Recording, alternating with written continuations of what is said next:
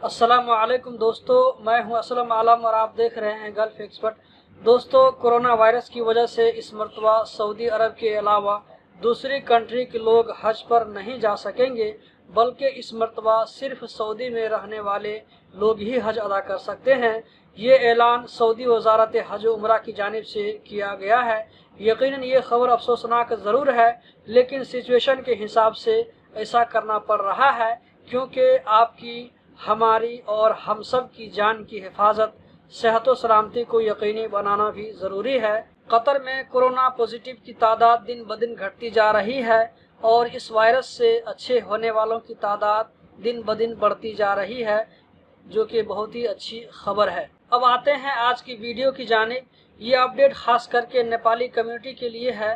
18 जून को जिन 4 फ्लाइट के ज़रिए नेपाल वापस जाने वाले लोगों के नाम को पब्लिक किया गया था, उसमें आखिरी फ़्लाइट के बारे में तारीख नहीं दिया गया था, लेकिन अब इसकी तारीख आ गई है। 27 जून को वो फ़्लाइट होगी नेपाल एयरलाइंस से।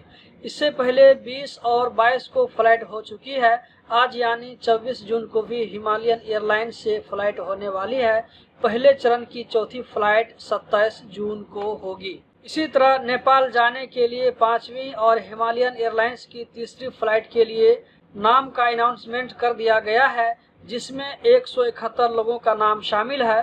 फ़्लाइट कब होगी अभी इसका खुलासा नहीं हुआ है।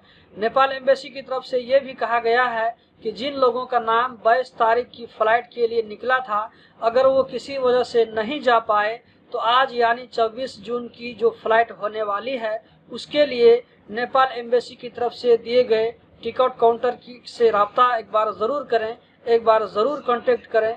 हो सकता है जाने की कोई गुंजाइश निकल जाए। तो दोस्तों, यही थी आज की वीडियो। उम्मीद करता हूँ ज़रूर पसंद आई होगी। इसी तरह की इन्फॉर्मेटिव वीडियो देखते रहने के लिए चैनल को सब्सक्राइब करें, वीडियो को ज़रूर लाइक करें। वीडियो देखने का बहुत बहुत शुक्रिया।